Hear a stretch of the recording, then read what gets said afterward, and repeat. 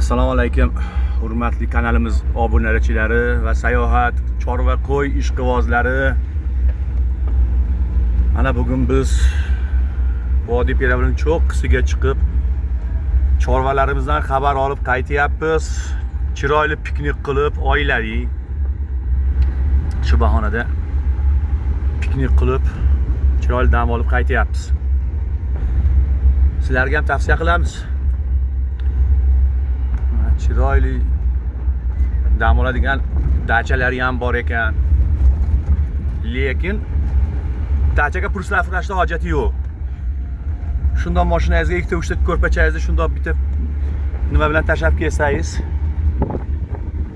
shu archalarni tog' daraxtlarining soyasiga shundoq to'shab, bitta qo'rani olib kelsangiz, to'rtta shashligingizni cho'qqa qo'yib, oilaviy suhbatlashib, toza havoda mazza qilib o'tirganga nima yetsin?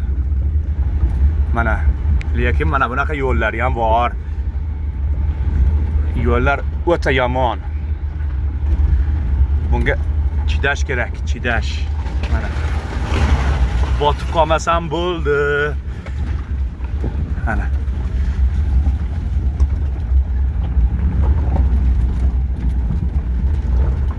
Mana bular dachalar. Dachalarga nima qilish shart emas.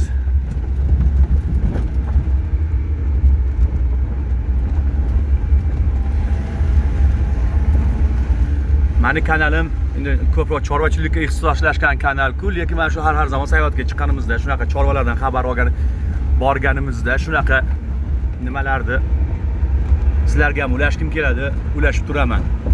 Mana haqiqiy tabiatning go'zalligi. Mana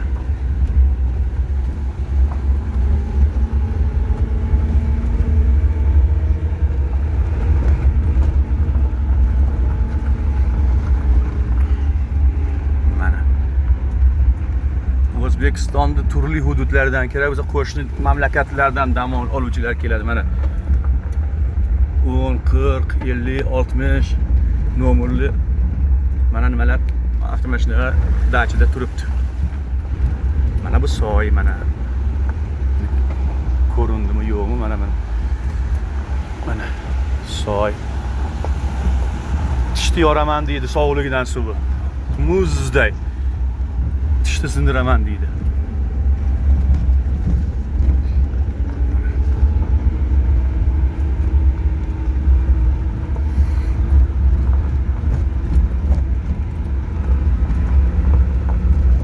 Toza o'sha tabiiy qatiq, chakka, o'sha qurtlarni to'g'ridan to'g'ri o'sha chorvadorlarning o'zidan olasiz. Bir yesangiz ta'mi og'zingizda qoladi. Bu mana bu yo'llarda sotayotgan qurtlar, u 80% nima? Qo'shimchalari bor. Bu dehqon, toza cho'ponlarni o'sha chorvadorlarni o'zidan olsangiz 100% tabiiy, yog'i olinmagan o'sha nimadan qilinadi. Bir yegan odam yegisi keladi. Yana yegisi keladi.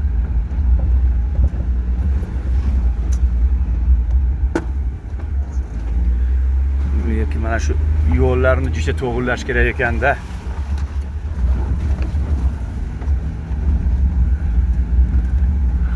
Boshqa yengil mashinalarda, masalan, Cobalt Gentry'larda kelganlarga mana bu yerda maxsus tepaga sayohatga olib chiqqani tog' cho'qqisiga maxsus mana bu ixtisoslashgan mashinalar bor. Olib chiqadi bemalol.